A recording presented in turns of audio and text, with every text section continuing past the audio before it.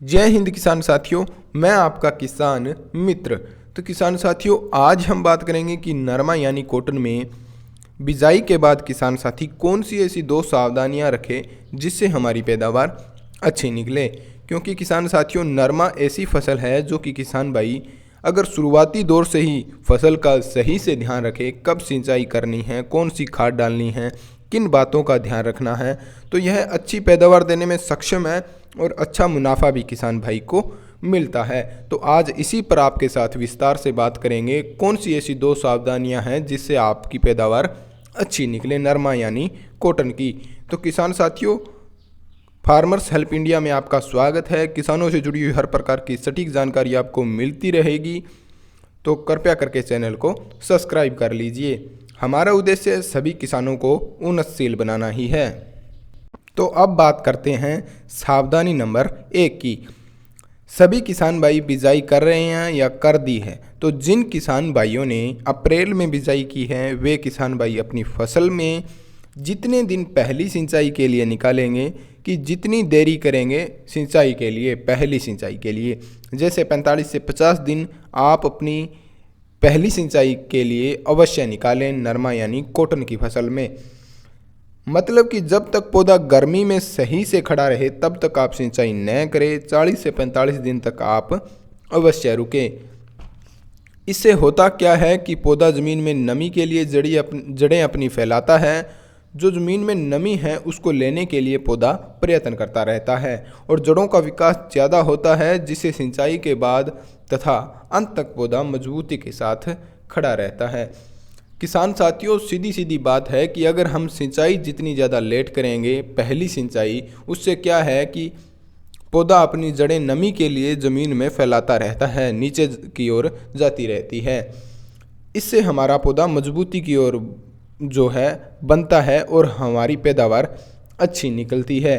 तो किसान साथियों, आप जब तक पहली सिंचाई ना करें, आप देखते रहें कि आपकी फसल गर्मी में भी कैसी खड़ी है।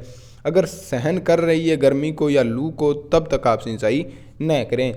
इससे आपकी पैदावार पर अच्छा प्रभाव पड़ता है और पौधा अच्छे से सभी पोषक तत्व ग्रहण करता रहता है। तो किसान साथियों, अब बात करते हैं सावधानी नंबर 2 की। जो किसान भाई अप्रैल के बाद बिजाई कर रहे हैं, जैसे 20 मई तक, तो वे किसान भाई इससे थोड़े कम समय में सिंचाई कर सकते हैं। क्योंकि पौधा छोटा होता है, वह गर्मी को नहीं कर सकता तथा ग्रोथ नहीं करता। इससे आपका उत्पादन पर प्रभाव पड़ता है। जब आप जल्दी सिंचाई करें तो साथ में किसान भाइयों एक उपाय अवश्य कर लें। अगर आपने अपनी फसल 20 मई तक बोई है, आपकी पछेती नरमा की फसल है, तो किसान भाइयों आप उसमें जल्दी सिंचाई कर सकते हैं। क्योंकि उसमें क्या है किसान भाइयों, पौधा जो है उस समय कम ग्रोथ करता है। पछेती एक तो बिजाई है और उसने कम ग्रोथ की होती है, तो उसमें गर्मी का ज़्यादा प्रभाव पड़ता है और पौधा जलने के लिए जो है, ज़्यादा लू अगर चलेगी तो पौधा जल सकता है। इसलिए आप उसमें जल्दी सिंचाई कर दें और अगेते के मुकाबले की उसमें ग्रोथ कर लें। आप उसको एक उपाय कौन सा करना है जिससे आपकी जो पौधे की हाइट अच्छी बने और आपकी पैदावार अच्छी निकले। प्रति एकड़ के हिसाब से 5 केजी माइकोराजा अवश्य डाल दे पहली सिंचाई में। यह पौधे को वह सारे पोषक तत्व जो ज़मीन में है वो जड़ तक पहुंचाकर पौधे को ग्रोथ व जड़ों के विकास में सहायक है। 5 केजी प्रति एकड़, 3 केजी प्रति बीघा। क्योंकि किसान साथियों, माइकोराजा है जो फसल में पौधे को सारे पोषक तत्व जो ज़मीन में है, जैसे फास्फोरस, मैग्नीशियम, जिंक, तो वह पौधों की जड़ों तक पहुंचाता है और पौधा जड़ों का विकास होता है और ग्रोथ करता है मजबूती के साथ, जिससे पैदावार पर भी, उत्पादन पर भी अच्छा प्रभाव पड़ता है।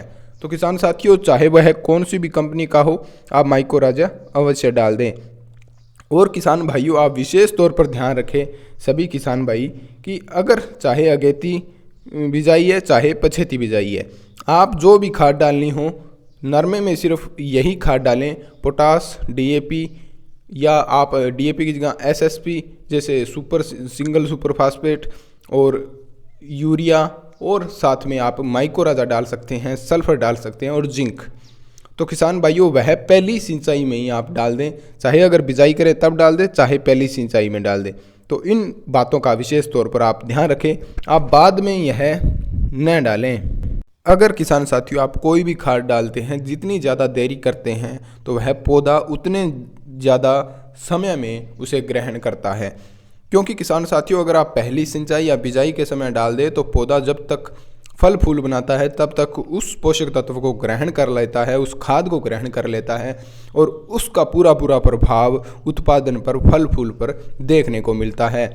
चाहे कोई भी आप खाद डालें, वह खाद अवश्य किसान साथियों, यूरिया तो आप सिंचाई के साथ सभी किसान साथी डालते हैं, अगर और कोई खाद डालें तो पहली सिंचाई या बिजाई के समय डाल दें। तो इसी के साथ जय हिंद, जय जवान, जय किसान। अगर जानकारी आपको अच्छी लगी तो वीडियो को लाइक कर दें और शेयर का बटन दबा दें।